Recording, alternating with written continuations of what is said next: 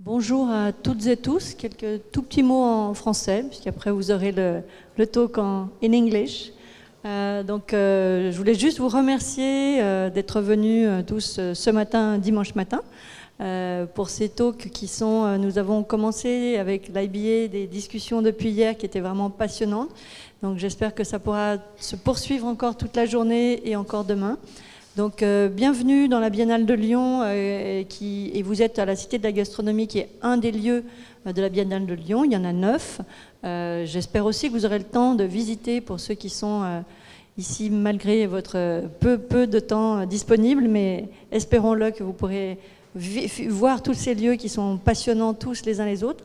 Et puis je vais passer la parole très vite à Christian et je tenais à le remercier pour l'organisation intellectuelle de cette partie-là qui est vraiment excellente. Donc merci à Christian et merci à vous tous. Et on se retrouve tout à l'heure pour le déjeuner.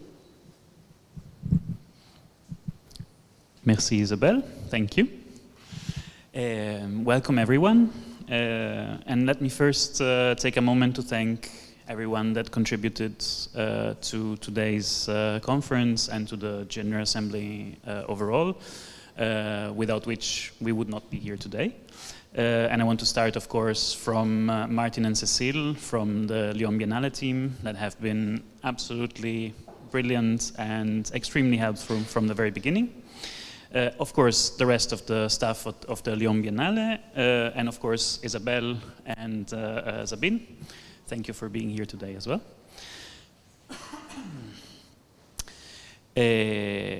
Last but not least, of course, I want to thank my colleague Jennifer, definitely without which nothing of this would be happening. So,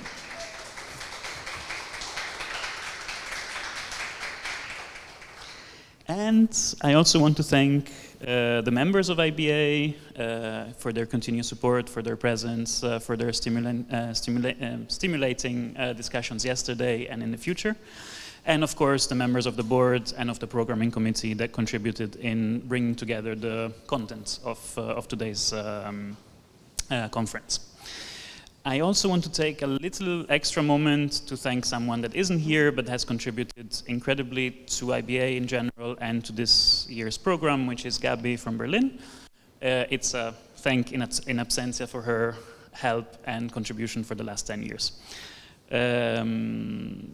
So when we first started thinking about having a public conference here in Lyon, we wanted to find a bridge between what the Lyon Biennale was working on and what our goals and interests in IBA were.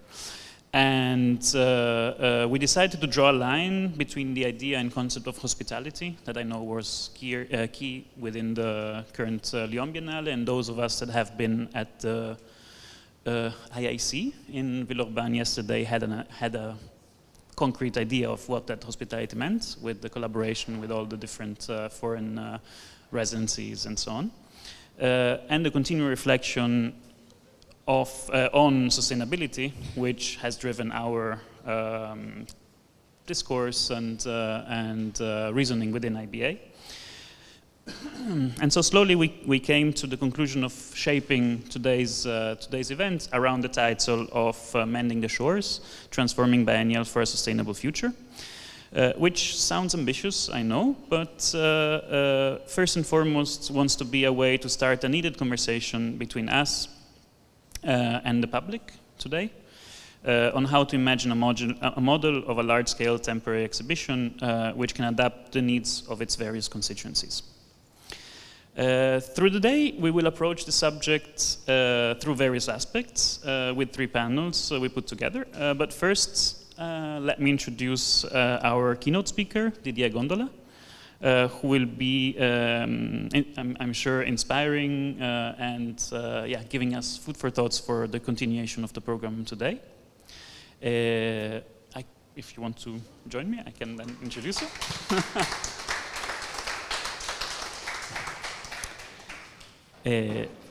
Didier, I'll give a quick introduction of yourself. Didier is a professor of African History and Africana Studies at John Hopkins University. His publications include numerous articles and chapters on popular culture, music, fashion, gambling, and memory. gender and post-colonial issues in Central Africa and in the Africa diaspora in France and, I guess, in the broader world. His most recent book is Matswana Vivant, which is the first comprehensive biography of Congolese activist André Grenard Matswa, sorry. His groundbreaking study, Tropical Cowboys, Young Gangs, Violence and Masculinity in Colonial Kinshasa, which was published in Indiana University Press in 2016, examines the way in which young people commandeered images from Hollywood Western movies to forge new standard of manliness and masculinities in the 50s in Kinshasa. And last, I think we can conclude with the fact that you are co-editor and editor of various journals and so on, among which Frenchness and the African Diaspora, Identity and Uprising in Contemporary France, which I think brings us also to where we are today. And the Remaking Collections, Origin and Trajectories and Reconnections, which is the book that inspired Rethinking Collections, exhibitions at the AfricaMuseum at Tervuren, thank you, in Belgium, which I think is the basis of today's discussion. So I think I'll leave it there and I give you the floor. Thank you, Didier, for being here. Okay, thank you very much. Can you hear me? I know the acoustic is not perfect. Can you hear me? Okay, so I am very glad to be here, and I'd like to thank some people that made it possible for me to cross the Atlantic and to be here, thank you for identifying me as a potential keynote speaker for this session. As I was telling you, I feel a little bit like an interloper in more ways than one, right? So Jennifer and Christian, really thank you very much for the logistics. I am very happy that you were so efficient, right? So what I like to do, I know that I have to cut it a little short because we started a little late. Is that okay? No? Oh, okay. All right, thank you. So what I like to do is to give you a little bit of a background regarding my involvement in this project. My involvement in this project. All right, so, as Christian was introducing me so generously, I was trained here in France, in Paris, as a social historian of colonial Africa. And then I moved to the US. I've been in the US for quite a long time now. So back in 2021, I was contacted by the Tervuren Museum in Brussels by the director to be part of a project to look at two issues, the issue of provenance and the issue of restitution. So I worked with two historians, Sarah van Burden, she's a Flemish historian. She was trained at the University of Pennsylvania, and she's actually now a faculty at Ohio State University. And the second person was Agnès Lacaille. She's a museologist, and then she works for the AfricaMuseum in Tervuren. So the three of us actually teamed up together, and we came up with a volume that Christian just mentioned, Remaking Collections, which was published in 2023. And after the publication of this volume, we actually decided to put together lots of articles on those two issues of provenance and restitution. So after the volume was published in 2023, the director of the museum, Bart Ouvry, asked us to actually co-curate an exhibition that would be based upon the book. This was a little counterintuitive. Usually you have an exhibition and then you have a catalog after the exhibition, but he decided to do it the other way around. We had the book and he said, this is a good book. Why don't you transform this book into an exhibit? So we had 6 months to do that. So we managed to actually accomplish that. And for the exhibition, we really, really wanted restitution to figure front and center. So what we did is that we decided to have one very emblematic traditional object, which is That object that I'm going to be talking about in just a few minutes is the statue of Nekuko. And then we really wanted also to have a contemporary artist give us his or her insight on the issue of restitution. So what we did is that we decided to settle with what you see there on the top corner, left corner, top. We decided to select a very interesting drawing, very arresting drawing by a Congolese artist by the name of Steve Bandoma. So Steve Bandoma was born in Congo in 1981. He was trained at l'École des Beaux-Arts de Kinshasa. Very eclectic, in his approach to art. He does drawing, he does painting, he does collage, and he does sculpture as well. So this drawing particularly really kind of intrigued us because of the name too that he gave it. He gave it the name corvée, right? So for those of you who don't speak French, corvée in French means drudgery or chore. This is something that you have to do, not because of a moral choice, but because of a sort of legal imposition, right? So you have to do it. You're compelled to do it. You're almost coerced to do it. So that's the name of his production. And, obviously the term corvée refers to the obligation of the Ancien Régime in France in kind of a feudal context of asymmetrical power. And the contraption used to kind of deliver objects that have to be restituted to Africa is also quite interesting. It's a cart. Can you see it, the cart? I was intrigued by that. So I did my own research, and I found out that what Bandoma was trying to do is to gesture at a bygone era. Actually, this in French is called charrette. All right, it's a charrette.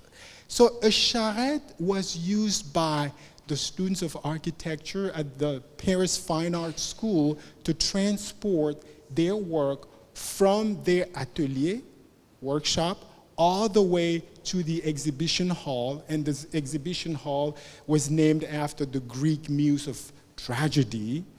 Okay, it's called Melpomene. So they had to transport their work of art from their atelier all the way across a sort of a courtyard all the way to the Melpomene exhibit hall. En route to the exhibit hall, they were basically putting the finishing touches on their work, which was quite interesting. They continued to work while actually the cart or the charrette was moving. So in French, we have this really beautiful expression, which is être charrette. Être charrette means like to do something at the 11th hour, like a crunch time, right? So the symbolism of the charrette, I think, gestures also to attention, right? And then the tension is that on one hand, we have restitution that's long overdue. This is something that we should have done a long time ago, right? But right now, it's almost like very anticlimactic that we're doing it now. So that's on one hand. On the other hand, there is the fact that restitution continues to drag its feet, right? And in this case of the charrette, it's almost like to grind its wheels. So that's the tension that this piece of art is really capturing. I want to move to the picture that's next to it, right? And talk a bit about how the issue of restitution was kind of reignited and gained some visibility in the media around 2020. You remember what happened in 2020 is that George Floyd was assassinated in the Twin Cities in Minneapolis. And as a result of George Floyd's assassination, murder, you had the expansion of the BLM, Black Lives Matter movement, to Europe, right? And then following those two events, there was a Congolese activist by the name of Mwazulu Diabanza who made a name for himself by basically staging some very audacious operations, right? So in October 2020, he walks into the Louvre Museum in Paris, and he was trying to dismount a guardian spirit from Indonesia. He was actually thinking that it was an object from Africa. So he mistook that for an object from Africa when it was actually an object from Indonesia. So it's interesting, if you look at the video, for some of you who were able to see the video of Mwazulu Diabanza basically trying to dismount this object, he is actually heard saying, "I came here to take back what was stolen and plundered from us, to take back what was pillaged from Africa." A month before that, this was the month of September 2020, Diabanza was actually arrested and he was fined €1,000 for doing the same thing at the Musée du Quai Branly, right? So he did that same operation in different other museums. He did that in Bergendal, in the Netherlands, and he did that also at the museum, at one of the museums in Marseille. So he's part of a very interesting group of African activists. They call themselves Unity, Dignity, and Courage. They seek the liberation and transformation of Africa and the restitution of African heritage. And as a result of his daring and very audacious operations, the Tervuren Museum knew that it would be next. So what they decided to do is to put everything behind thick glass, right? Which is quite interesting. In fact, during the planning of our exhibit at the African Museum, we actually identified the 3 curators, including myself. We identified a really short video of Mwazulu Diabanza, where he was actually explaining a lot of things, and he was also explaining his operation and connecting that to one of the statues that we have, the statue of Nekuko, that I'm going to just talk about in a few minutes. So we were really kind of interested in basically making that little clip, that little video, part of our exhibit. So the 3 curators were actually in agreement that, yeah, we want to have this video because we really want to give some voice, you know, to kind of center that voice within the exhibit. And we were overruled by the director of the museum. So, which really I understand, for us it was kind of this reluctance to center a voice, to demarginalize a voice, and to give it some kind of legitimacy. So basically, it was like a no-go. So the director said, this is something that we cannot do.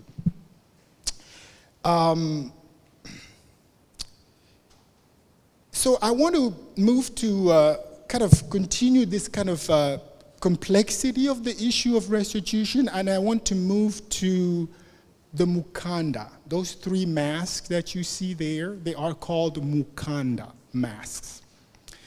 And one of the contributors to the edited volume is an art historian from Columbia University. Her name is Zoe Strother. Maybe some of you here know Zoe Strother, or at least know of her work. So she contributed, as I said, a chapter in the edited volume, and I think the chapter really complicates this issue of restitution. So Tervuren has currently several mukanda masks on display. So the mukanda masks are part of a sort of ritual. It's a rite of passage. You have that in Congo, where I'm from. You have it in Angola. You have it in Zambia. You also have it in Zimbabwe. So let me just very briefly explain to you what the mukanda ritual is. So what happens is that young people coming of age that need to basically transition from boyhood to manhood, gonna be secluded in a lodge with some adults. They're going to undergo some rituals. Some of those rituals would include like circumcision, of course, right? Intensive learning, training in oratory, in oral tradition, in hunting, in a lot of things, right?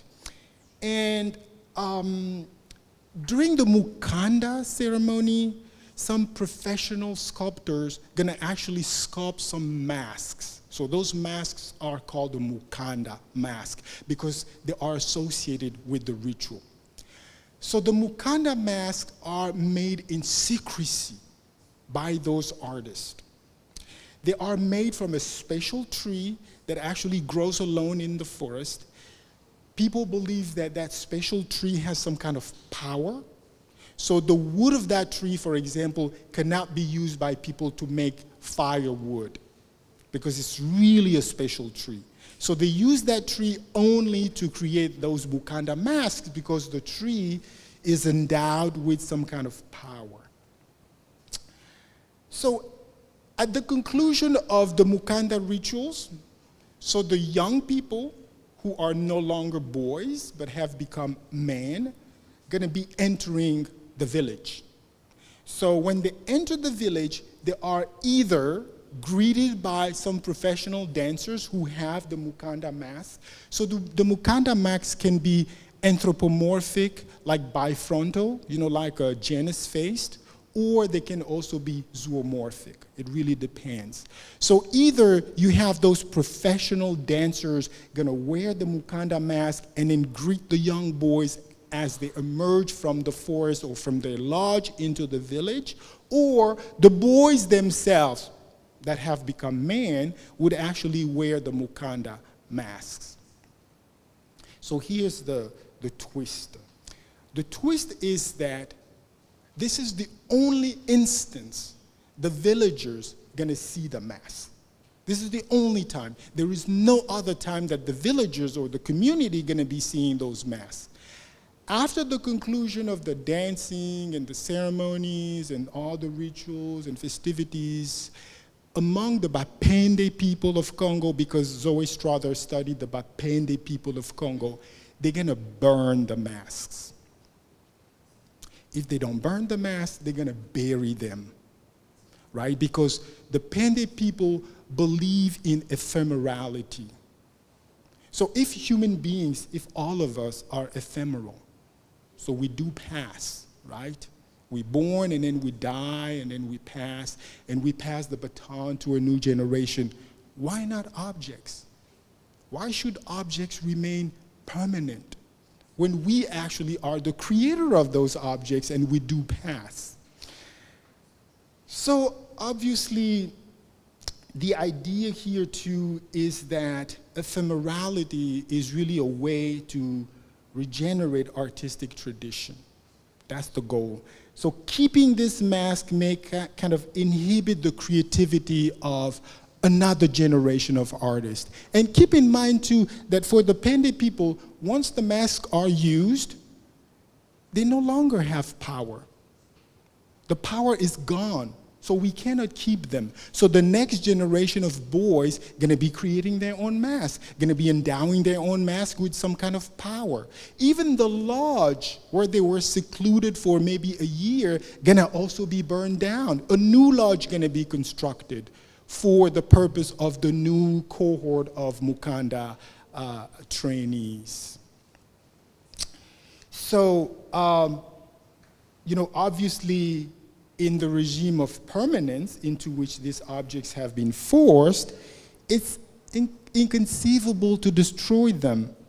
So what we decided to do for both the exhibit and the volume is to have a sort of a, epigraph, and that epigraph is really interesting because it's a quote from Susan Vogel, and this is how it goes. Susan Vogel basically says, claims, asserts, I'm quoting her, almost nothing displayed in museums was made to be seen in them.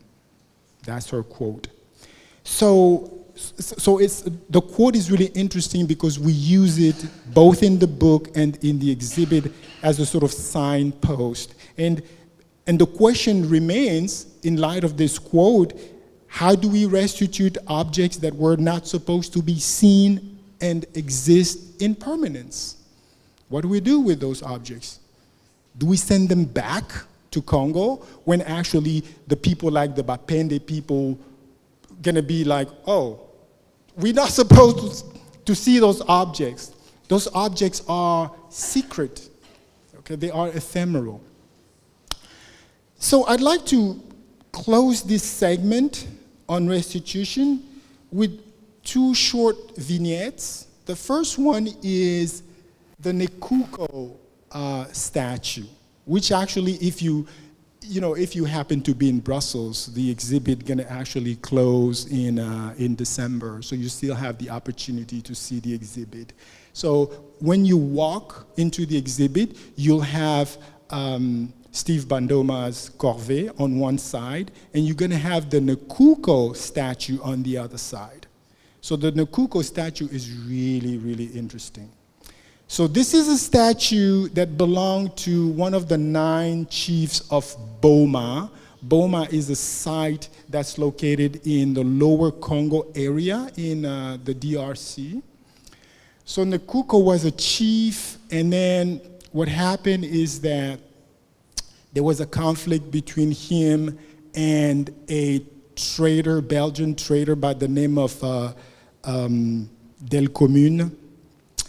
I'm trying to find his first name, Alexandre Delcommune. So there was a conflict between the two of them. So what Delcommune, who was a trader, adventurer, explorer, decided to launch a sort of punitive expedition against Nekuko, and he actually seized that statue of Nekuko. Right? He seized that illegally, right? He basically took it away from him. So what happened is that immediately after the statue was taken away from Nekuko, he demanded, and this was in 1878, the date is very important. So Nekuko demanded that the statue be returned to him. Instead, what Alexandre Delcommune did in 1878, date is important, in 1878, Delcommune decided to take the statue to Brussels, to Belgium. And then the statue of Nekuko ended up in the collections of the Tervuren Museum. So very recently, one of the descendants of Nekuko, some of the descendants of Nekuko, basically lodged a complaint and then decided to officially ask for the return of the statue of their ancestor. So here's the problem. In 2022, in July the 3rd, 2022, the Belgian parliament passed a law. It's called the Dermine law about restitution. So that's really interesting because that law says that Belgium gonna cover only the period between 1885 and 1960. The statue was stolen and removed in 1878. So the law does not apply to this statue. Hence, the statue cannot be returned because it's not covered within the framework of the Dermine law. Right? So it's really interesting. So it's proven that the statue was stolen, but it cannot be returned. So let me go to the last vignette, because restitution is really a complicated, it's a mind-boggling issue. Because what we have here is that we also have some communities that are refusing to receive objects that are restituted. I'm going to give you an example of something that really happened. I was privy to that. So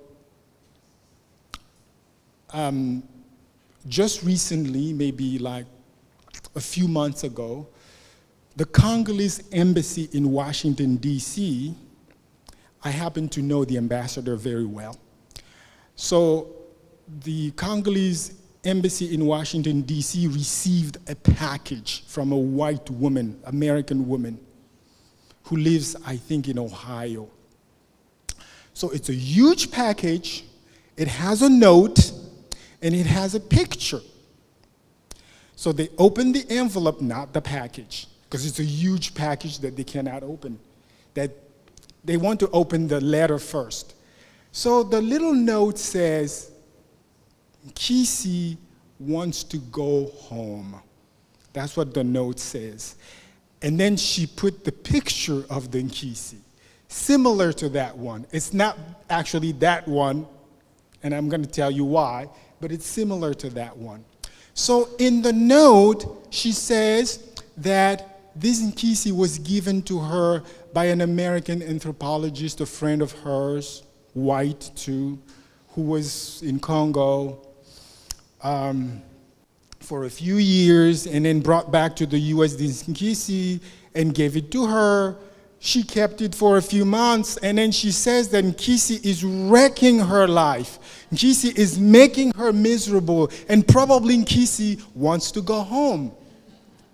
All right? So the ambassador receives that Nkisi, and she calls me, and then we talk about it, and then she says that no one at the embassy wants to open the package to see what's inside. So I said, why not? Just open it. She said, no, nobody wants to touch it. Because of the picture, people are afraid of Nkisi. So I said, the best thing to do is to get in touch with the Minister of Culture in Congo and to see if they can send some people to take it back to Congo. And the Minister of Culture is not responding to that request. So nobody wants to touch Nkisi, and Nkisi is right now still at the embassy in Washington, D.C. So obviously Nkisi cannot go back, right? So this issue really complicates, this little story, I think anecdote, really complicates the issue of restitution. I'm not saying that the communities are refusing to receive all of the objects, but there are certain ritual objects that they don't want to receive because those communities, since colonization, have become Christian, right? So for them, those objects are fetish. We don't want them. Okay, so you have that issue. A little bit about the history of the Tervuren Museum. No problem. The Africa Museum was created by Leopold II himself in 1898. So 1898 is the year the Tervuren Museum was created. It was created a year after Brussels was the host of the Universal or International Fair or World's Fair, right? So there was one in Brussels in 1897, and it was hosted at the Palais des Colonies in Tervuren. So Leopold II built that Palais des Colonies expressly for the International Fair. So the International Fair was intended initially to kind of showcase the achievements of nations. And in keeping with that mandate, the first one was organized in London in 1851. And the theme was industries of all nations. That was the first international fair, London in 1851. So you had many other world's fairs that were organized, and what's interesting is that until the 1930s, in addition to different objects from the colonies, because European nations had colonies back then, they would also exhibit some people, some savages, some primitive people, right? Along with objects. So I am also part of a group. We're trying to return back the remains of a Congolese person by the name of Otabenga. Otabenga was exhibited at the World Fairs of St. Louis and Missouri in 1904. So there was this missionary, this white missionary, American missionary by the name of Werner, who went to Congo, and he brought Otabenga because he wanted to display Otabenga at the World's Fair in St. Louis, Missouri. Otabenga is a Mbuti from the Kasai area in Congo, so-called pygmy, So he was exhibited in 1904 in Missouri. And after the World's Fair of St. Louis, Werner was like, what do I do with this guy that I brought from Congo? I'm going to send him to New York City. So he sent him to New York City. And then in New York City, Otabenga ended up at a zoo, the Bronx Zoo in New York City. He was exhibited at the Bronx Zoo inside the monkey cage. And people were coming to see Otabenga. A lot of people were coming to see Otabenga. So there was an uproar. There was a demonstration by the African American community, and Otabenga was freed. He was adopted by a white family in Virginia, and then in 1916 he killed himself, which is really unusual for a Mbuti person. So that was just kind of a little digression, but really what I'm trying to drive at is that during that famed international fair in Brussels in 1897, Leopold II decided also to bring to the international fair some Congolese people. So he forced 267 Congolese people to come to Brussels, and they created a village, an African village. People would come and feed them with bananas and peanuts and things like that. 4 of them died in transit. 7 of them actually died in Tervuren because they were like, we're not gonna give them clothes because we want people to see them naked, right? Because that's how they are naked. We're not gonna clothe them. So 7 of them actually died. They died in Tervuren, and then the community in Tervuren refused to bury them in the Christian cemetery because obviously they were not Christians, right? So the priest of Tervuren was the priest of a church that's called Saint Jean l'Evangeliste, decided to bury them in the courtyard outside of the church, in some kind of courtyard. And what I like to do is really kind of to de-anonymize them by just saying their names, so that you can just hear their names, maybe for the first time, right? So there were 7 of them who passed away, who died. So let me just say their names: Sambo, Mpemba, Ngemba, Ekia, Nzau, and Kitukwa, and Mibange, 7, right? My math is bad. So I think what we need to remember here is that the extraction of ethnographic objects should not be treated in isolation. Extraction must be presented as a modus operandi in the long-term relationship between the West and Africa. Extraction of labor, brain drain, extraction of natural resources, minerals, fauna, flora, and what have you. The extraction of objects is just one aspect of this asymmetrical relationship. I think it's also worth highlighting the presence of 2 poles resulting in some kind of cognitive dissonance. The first one is that on one hand, we have the valorization of African objects. They are accorded an aesthetic valence. They are museified. Their market value on the Western art market increased exponentially. That's what we have, okay? On the other hand, we have sort of dehumanization of the population that produce those objects. And I think really, that's really interesting that we're not racist against the objects, but we are racist against the producers of the object. We dehumanize them. You know, we treat them like Untermenschen. You know, they're not human beings, but we value so much their production. You know, I'm not even suspecting, I don't want to suspect that, but I'm thinking about people like Picasso, Modigliano, and Matisse, you know, who were actually inspired by African masks. You know, I'm wondering if they were still kind of, you know, if they still had also that cognitive dissonance, right? So it's just a thought that actually crossed my mind.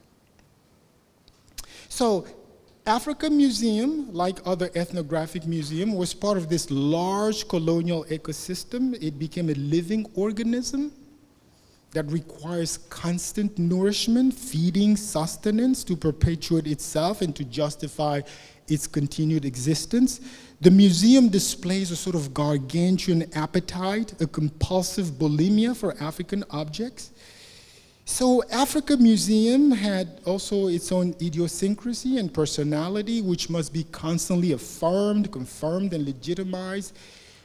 And this feeding frenzy is even reflected in the changing name of the museum. So initially when it was created, it had really no name, and then in 1912, they decided to call it Musée du Congo Belge. So 1912, it's Musée du Congo Belge. 1952, it becomes Musée Royal du Congo Belge. So it has the royal status. 1960, Congo becomes independent. The museum becomes the Musée Royal de l'Afrique Centrale, the Central African Royal Museum. And then 2018, after the renovation, 5 years of renovation, it becomes Africa Museum. So interesting.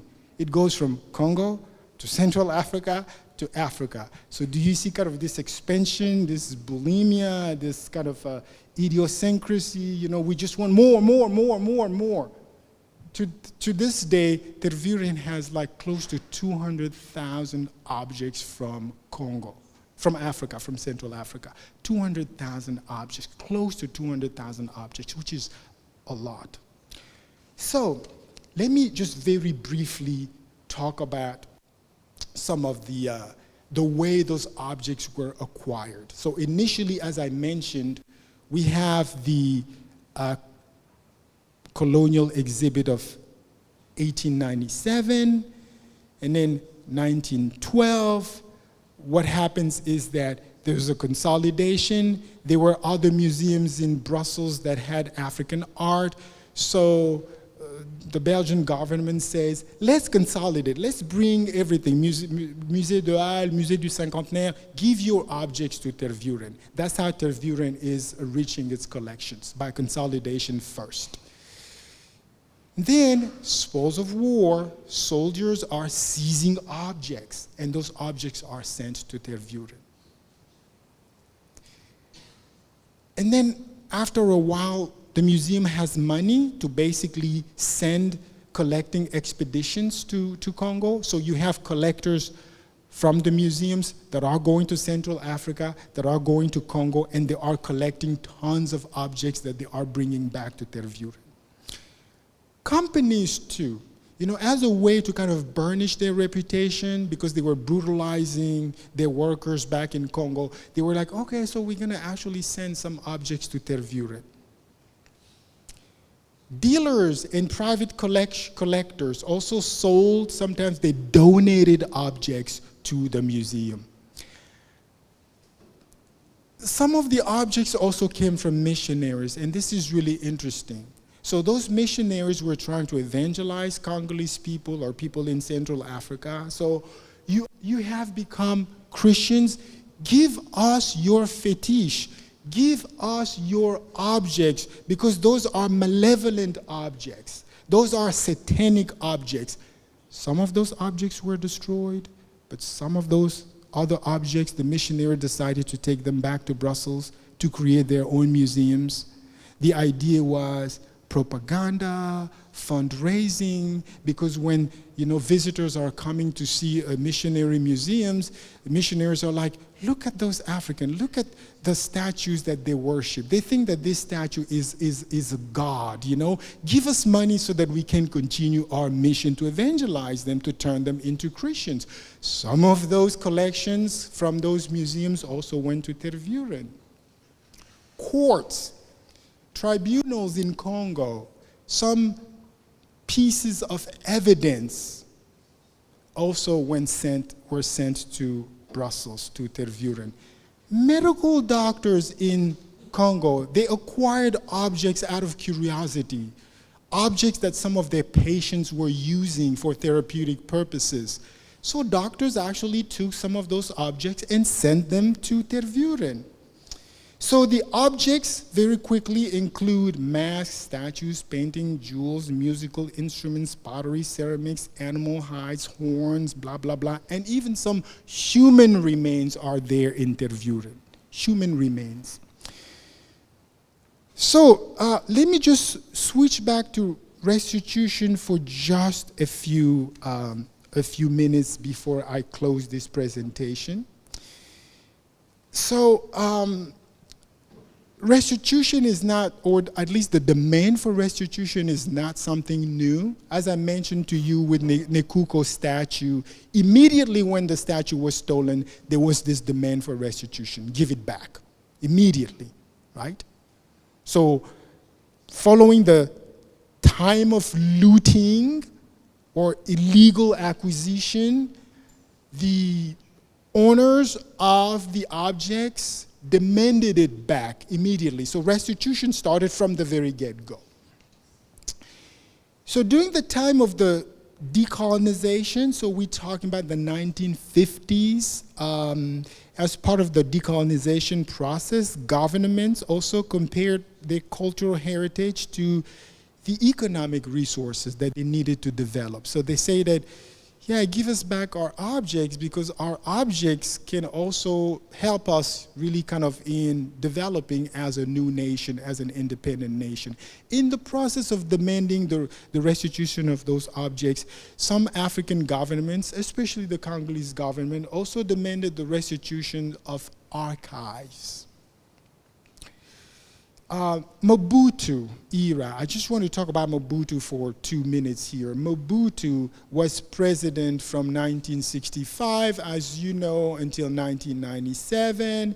In the 1970s, Mobutu demanded, he actually even went to the UN and, you know, had this speech about restitution of the African heritage, and he put some pressure on the Belgians to return some of the objects. There were actually 114 objects that were returned to Mobutu only after he changed his language, because Mobutu was talking about restitution.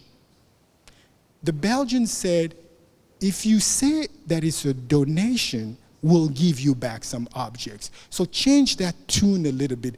Don't mention restitution, mention donation. So when Mobutu started to mention donation, that's when the Belgians said, okay, we're gonna return 114 objects, and we're also gonna help you create a sort of museum that's called the Institut des Musées Nationaux du Zaïre, which is now the Institut des Musées Nationaux du Congo. So let me just finish with some of the challenges.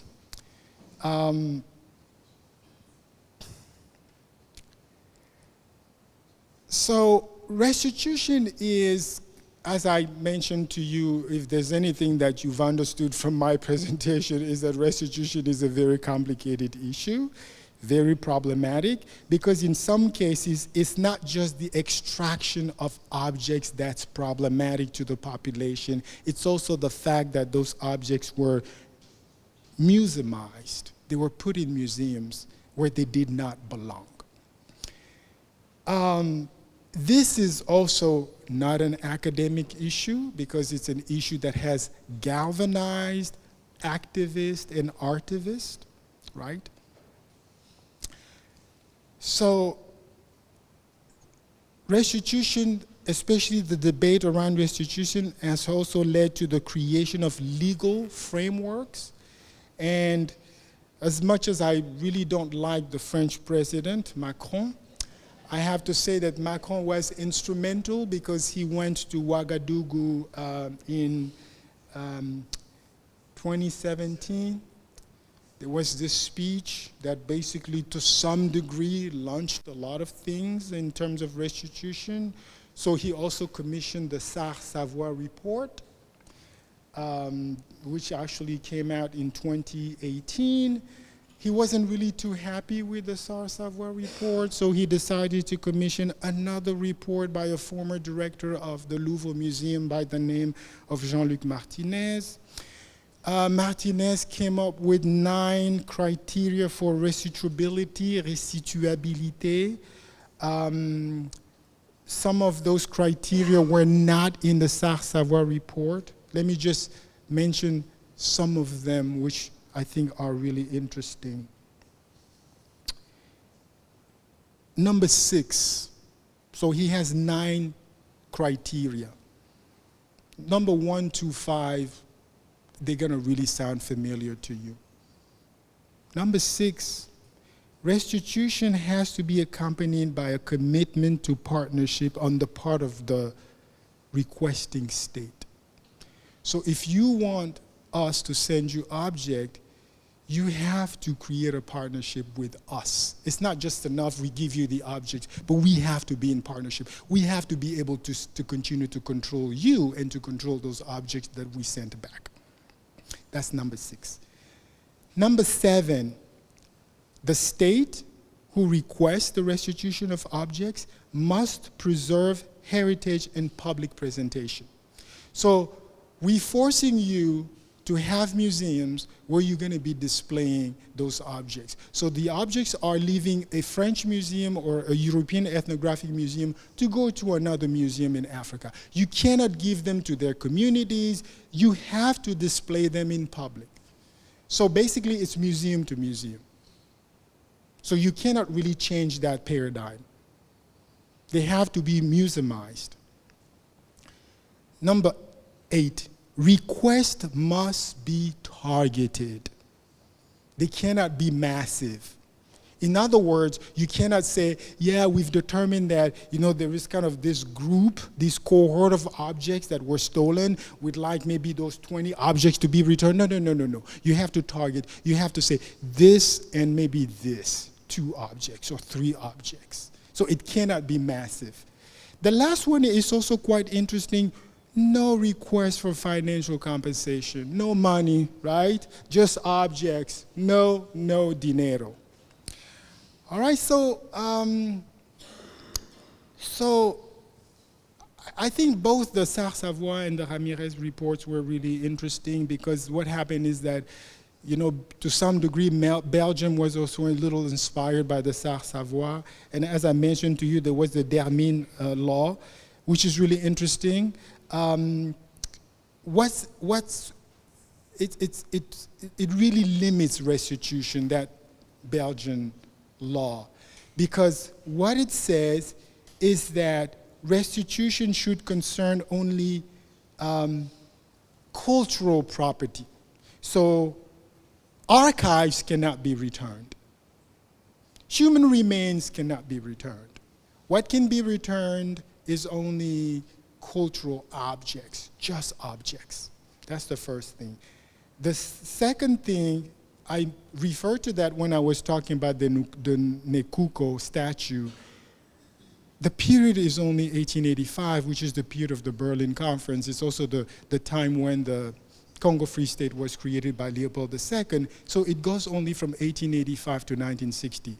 What was illegally plundered after or before that is not concerned by the Loi d'Hermine. The last thing is that it concerns only former Belgian colonies. So therefore, it really excludes the rest of Africa, even though the museum actually boasts now a new name, AfricaMuseum. But restitution concerns only the former Belgian Congo and Rwanda and Burundi.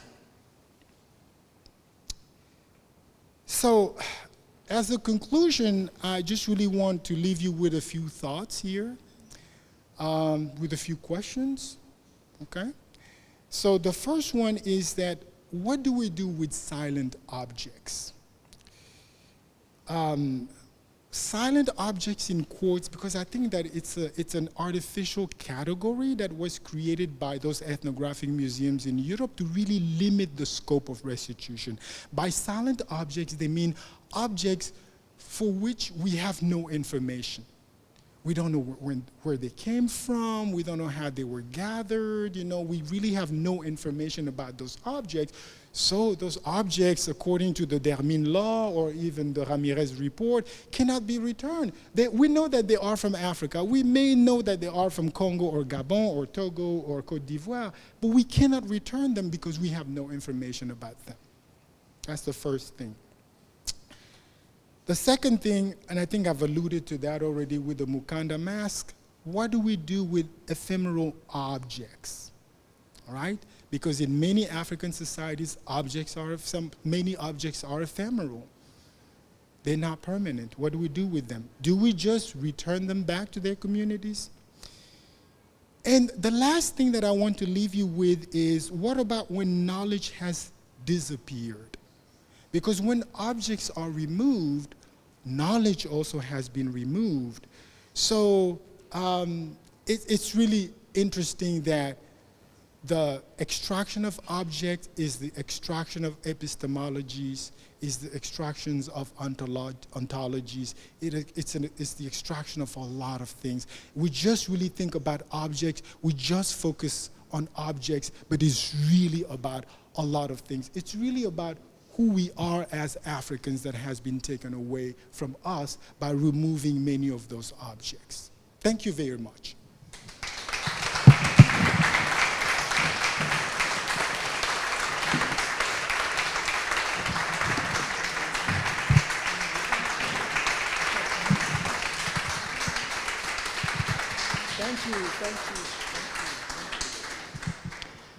Thank you, Didier, for a really inspiring and very, very important talk.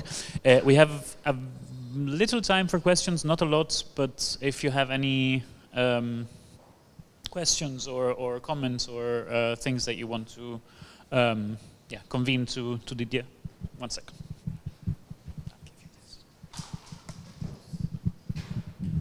Hello, hi everyone.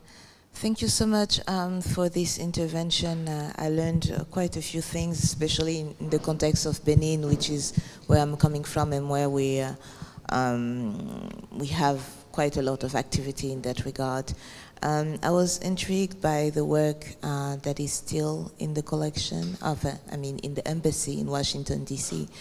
The people you mentioned that were invited to respond to the return for this work were mostly administrative people, people in government.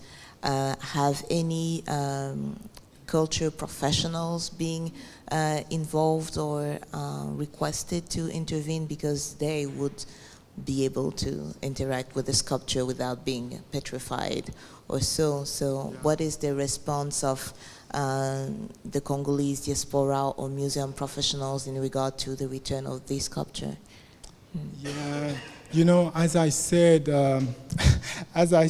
when I was talking about this little vignette, it's kind of still on standby because I think what needs to happen is for the Ministry of Culture, which actually has specialists, curators, museum specialists, that can actually come to Washington, D.C., because this is not just a single case. There are many other objects, you know, that collectors in the U.S. or sometimes even private collectors in the U.S. or even in Europe actually want to return back to Benin or to Congo.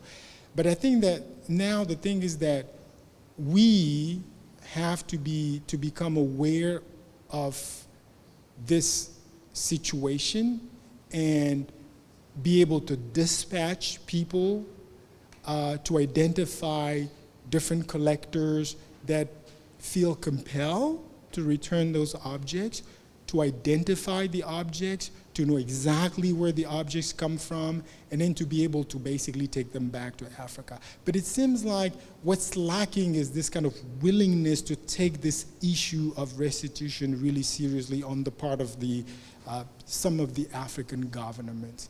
So the Nkisi is there, just basically waiting, you know, for Congo to move on this issue, and it's like a stalemate, unfortunately. Okay. I will talk to my colleagues in Benin because maybe they will be interested. Maybe they might be interested, yeah, because I think that on this issue, Benin actually moves faster than a place like Congo, right? Hi, Didier. Thank you for that. That was very inspiring. I have one question. When you mentioned that restitution takes into consideration cultural objects but not human remains, there's a lot of work that's been done in Aotearoa, New Zealand, and Hawaii, and a lot of Pacific islands around the return of human remains. And some work also in Australia with Aboriginal communities. I think that's not as much as in New Zealand or at Aotearoa. Would there be some way of maybe working together to understand what made those possible changes? Because for me, there's a lot of work that I would like to share with you around the research that I've come across in those parts of the world, and I feel like if anything, the urgency for a return of human remains should be foremost at the front before the cultural objects. Yeah, I think, Hort, thank you very much for this question. I think it's really important for people not to be working on those issues in a silo, in isolation.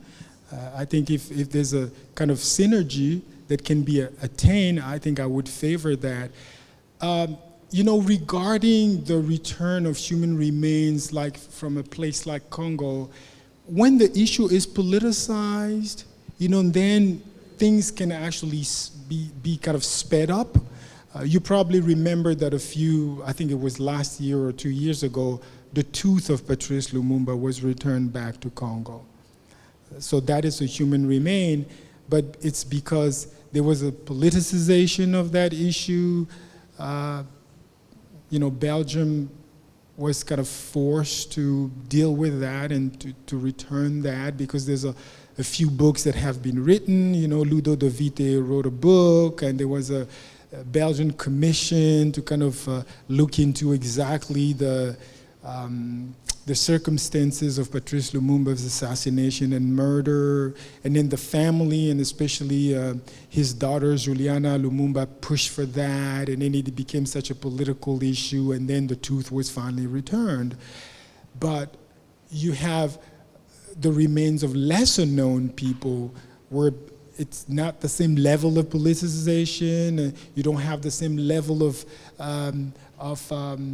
kind of demand, you know, to return it. It doesn't have the same media coverage, you know. So, and then plus the law is there, you know. The law says that human returns and archives, human remains, and archives cannot be returned. So one thing that the Congolese activists or the African activists in Brussels are doing, they're really trying to change that law. They're really trying to force the politicians to change that law, you know, so that human remains can be actually included. Because some of the descendants of people that were killed and whose skulls were brought back to Europe as some kind of macabre trophies, they are still alive, you know, and they need closure. And closure is going to really happen when the human remains of their ancestors are returned back to their original place.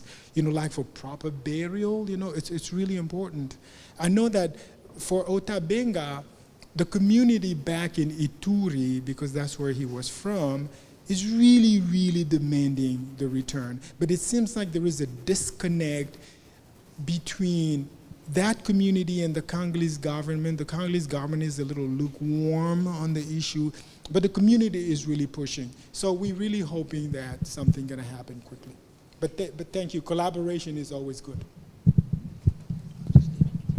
Last question. One last question. One more question. Yeah. I just wanted to remind that a few weeks ago was released a movie called Dahomey, you might heard about, which was done by the French-Senegalese filmmaker Mati Diop. And I've seen the movie. It's about the restitution of the 27 objects to Benin, art objects. It's a documentary, but it's a more docufiction. And just because you started to talk about your talk was more about Belgium, but France is also in the same, even worse. 70% of the objects in the museum are looted, you know. 70,000 art objects in Musée Quai Branly are stolen, and the restitution was an issue after the speech of Macron in 2017. There was a publication, a report done by Bénédicte Savoy and Felwine Sarr about the restitution, and they asked publicly to give back a lot of objects, but there is what you mentioned, the legal context. In France, they are waiting still for a third law about, because there is this law of inalienable, you can't give back works in the museum or any other object. There is this third law, and they are looking for a compelling reason, which is interesting because the colonization, it's not a compelling reason, and I think that it's not because it implied repentance, and so this is a taboo in France. It's a very, I would say, a tricky issue, and in the actual political context, it's even harder. And it's because you like the etymology, I would say that inalienable, the origin is alien. Thank you for this comment. Thank you very much. Yeah. So, you know, to some degree, you know, I am wondering when I look at like a museum like the Quai Branly or even Tervuren, I'm wondering if they possess those objects or if objects are really possessing them, right? And that's actually preventing the return, because there is kind of this attachment to those objects. You know, their value has increased. There is almost kind of this notion, as you mentioned, inalienable, this notion that those objects are part of the national patrimoine of those European countries. I think it's the relationship with those objects that, for me, I find it really so problematic, right? Yeah, when you look at Africa, those objects were really part of everyday objects.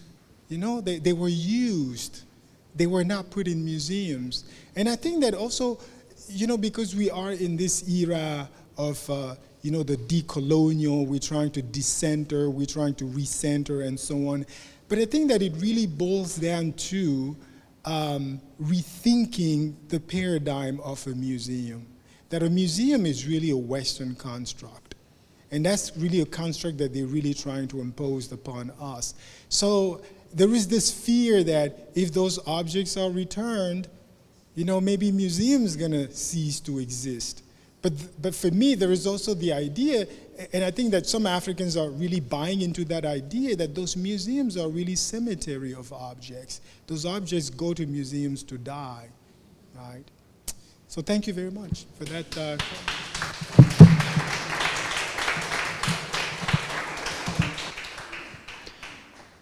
Thank you, Didier. It was... Hello? Yeah. Thank you, Didier. It was great to hear you, and I think it was inspiring under many different levels. I think the last thing that you said was also very compelling to a lot of discussions that are happening within biennials, which are, of course, different institutions from museums, but arguably their root is still a Western one, even though there has been a very different history that brings them, I think, in a very different direction. Also the fact that most of them are not collecting and so on. So there are differences, but I do think that it was inspiring for, I think there were two things that I kept thinking about while you were talking, while you were giving your lecture, that I would like to carry on, especially to the next panel, but hopefully to the other two as well. And one is that whichever cultural institutions that we work in, we do operate in very complex and multi-layered cultural levels, like cultural niveaus, let's say. And we have to be aware of them, and we have to keep an awareness not just of now, but a longer breadth of this awareness. And that's not always the case, let's say. So it's good to be reminded of that. And the other, of course, and I think that brings us very close to the next panel for